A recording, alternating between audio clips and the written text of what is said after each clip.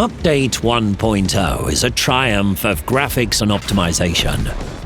The picture, effects, music, sounds, and the atmosphere in general take tank battles to a whole new level.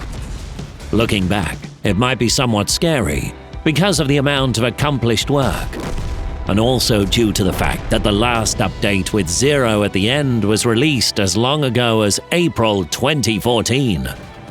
And yes, there were no new maps released at all back then.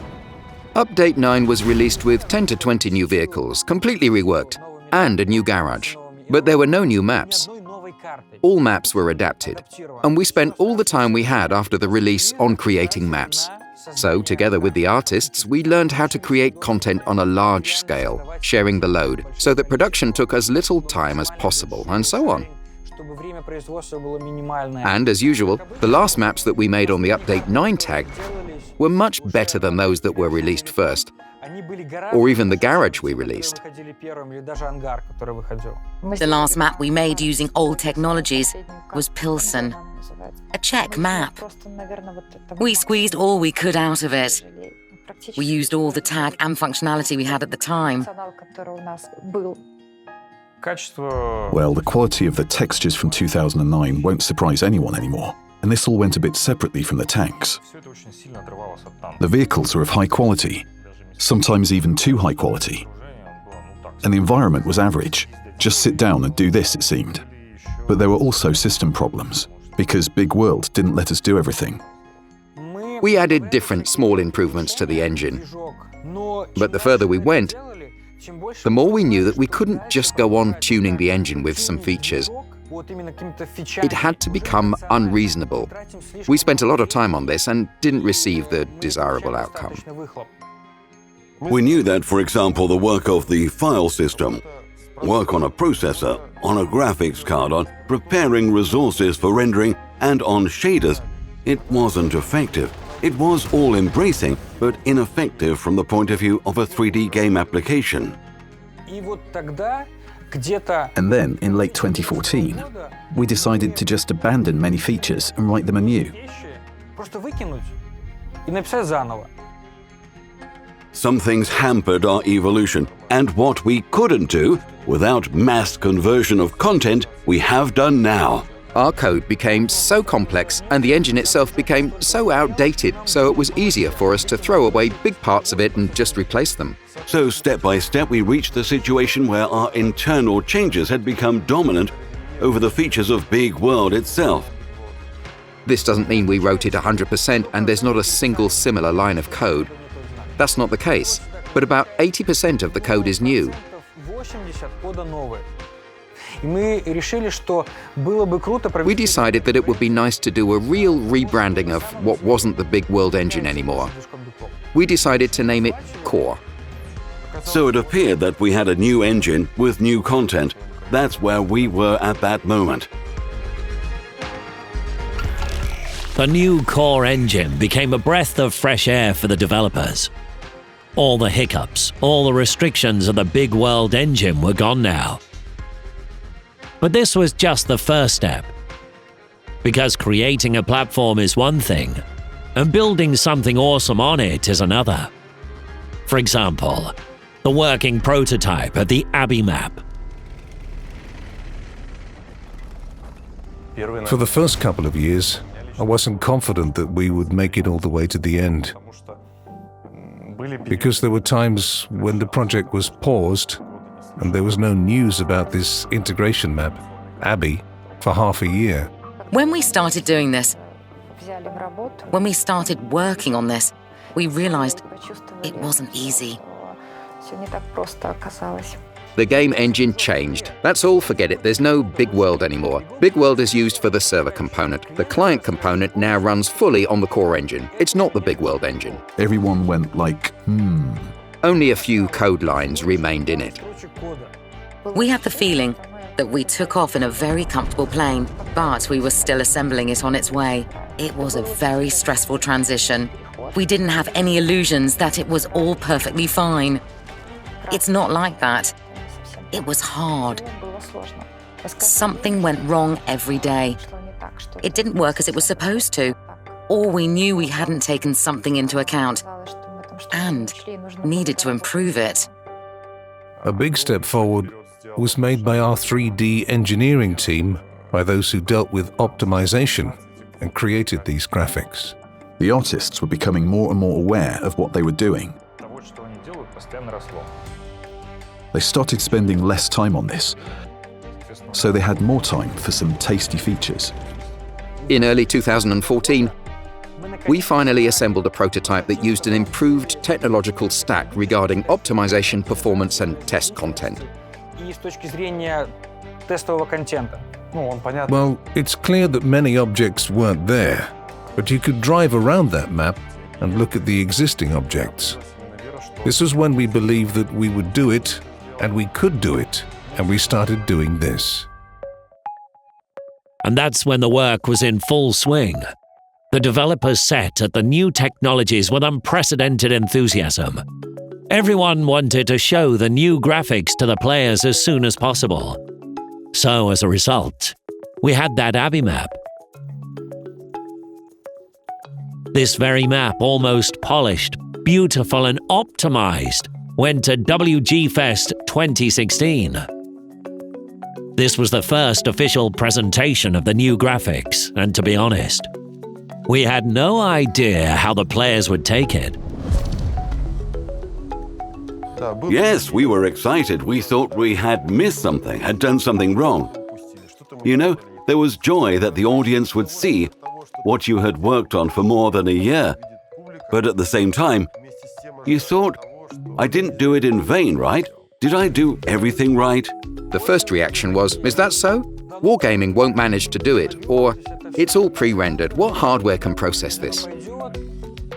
So for this reason, we showed this at WG Fest at Ultra Settings. I think there was a GeForce 1060, and it showed more than 100 FPS. But not everyone paid attention to it. Some people defended us in the comment sections when someone was saying, it won't work on weak computers. You'll need 2 Titans in SLI mode for this. And people started answering like, man, I saw it at WG Fest, played it in real time, there was more than 100 FPS, no drops, everything was okay. And, bit by bit, people started trusting us. But you can't just earn trust and confidence, considering how many times we'd lost it. Let's be realists. We did lose it. That's why we needed to restore confidence in players. We decided that it would be nice to create a benchmark. Listen, we have an awesome map. Let's get it all together. Assemble a build. Put it all there. Make a future mark. What mark? Nice. So we scratched our heads a bit. Well, yes, we could do that. We deliberately removed a lot of game settings from there so that you could roll and see for yourself if you were worried for some reason. But those who were worried tried it and made sure it wasn't as bad as they had thought. And we chose a name in harmony with the core engine, Encore. They have the same logos, and it's another tool to bring back the trust of users. That these graphics will run on the same hardware, and it will look better. And there's no reason to panic. And indeed, there were no reasons to panic.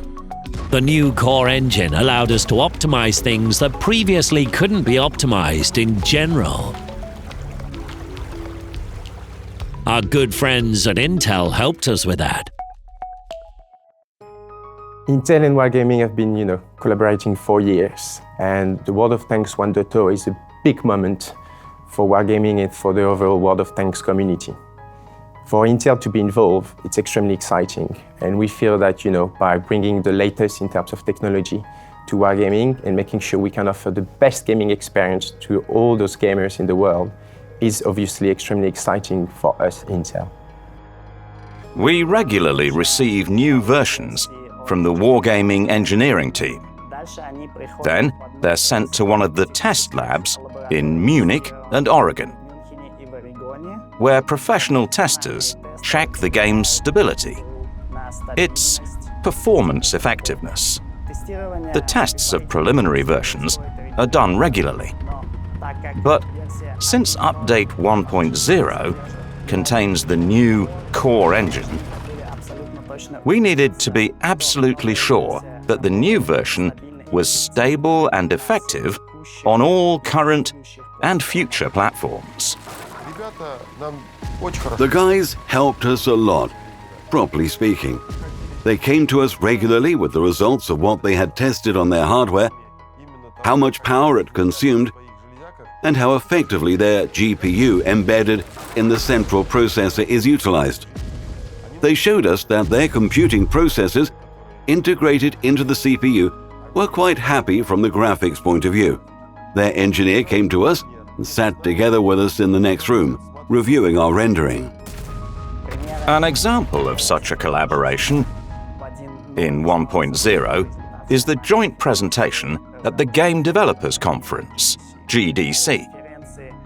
At this conference, we will present Update 1.0 to the North American audience for the first time, and also present our work in progress that wasn't included in the current release, but will perhaps be released in the upcoming versions, and help us know more about its effective implementation, and create a background for collaboration over new projects.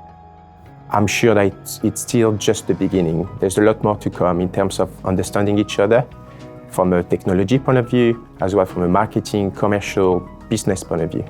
There is a lot we can offer to each other, and I really feel it's, as I said, just the beginning. More will come in terms of the collaboration and learning from each other, making, at the end of the day, being able to offer the best experience possible. I think it's what we, both companies, aim for. Of course, after this many years of cooperation, testing countless preliminary versions, and many trips to Minsk, and working with the guys, I've become a dedicated tanker. The new graphics, map detail, and additional effects that appeared in 1.0 make you wait for the release and relive the game process once again. We are here, to talk about World of Tanks 1.0. And personally, I'm super excited. I can't wait to see the upgrade coming and get lots of fans to really enjoy it. I was lucky enough to, be aware to some extent of what's gonna be coming, and it's gonna be absolutely fantastic. So I will invite anyone who's been playing World of Tanks, and actually even people who hasn't had the chance to play it, to give it a go. Play the game, you will have lots of fun, and hopefully, you will start a new journey into a new game. That's how it happens. You're working at Intel and then bam, you're one of us, a tanker. And as we all know, the most important thing for tankers is gameplay. The question, could HD maps break the gameplay? Worried everyone. Initially, when we started testing these dummies because their quality wasn't ready for release, there were a lot of questions about the gameplay. You want to create something beautiful, and then you see, you need to shoot through a little knoll here. It will get in your way. No guys, let's remove that. So we first fought up to the end to transfer every bush, every stone, so that they occupy just the same place as before, to keep the gameplay as it is. You play automatically, the maps are the same, you get to mines, and the scheme of actions draws up in your head, where you spawned, where to go, and you're reminding yourself that you need to analyze the map. What can be an issue here? What are we doing wrong? Even if the picture is visually unfamiliar, you can automatically drive to the position, even using cruise control. Gameplay comes first. So no beauty should hamper playing the game. We dug over. Well, we didn't dig over maps. We tried to keep the gameplay as much as possible. We spent a lot of time making sure we didn't make any new gameplay changes. That's how it was initially. We insisted on this. But, for example, a few winter maps will be released. We know about them. There are 2 or 3 of them. We will add winter maps, but when we were revising the map list, we knew that Erlenberg wasn't playable in its current state. And it's a winter map, and we don't have enough of them in general, so we had to rework it. These were the changes required to fix, let's say, certain flawed moments. To do so, we made some concessions like, okay, let's move something here a little bit, and here as well. So it's what we all stood against at first, including myself. I'm still a player at heart. And as a player, I understand that in certain moments, graphics act like an accelerator for emotions. It enhances them. When you're lucky, when you carry the battles and you see some amazing effects, everything is beautiful around. It just makes your emotions stronger in the background. One very important thing is that graphics change the experience of the game you're playing. The gameplay, the core gameplay, didn't change. Core геймплей не изменился, но само ощущение от графики и от звука, которое тут добавилось. But the perception of graphics and sound we added let the players feel like they are playing a new game. It's quite unusual, of course, but I think everyone will get used to it eventually. Yes, there will be some unfamiliarity. There are new objects on a number of maps. The terrain has changed in some areas, and the graphics itself changes your experience. But this is still our favorite world of tanks.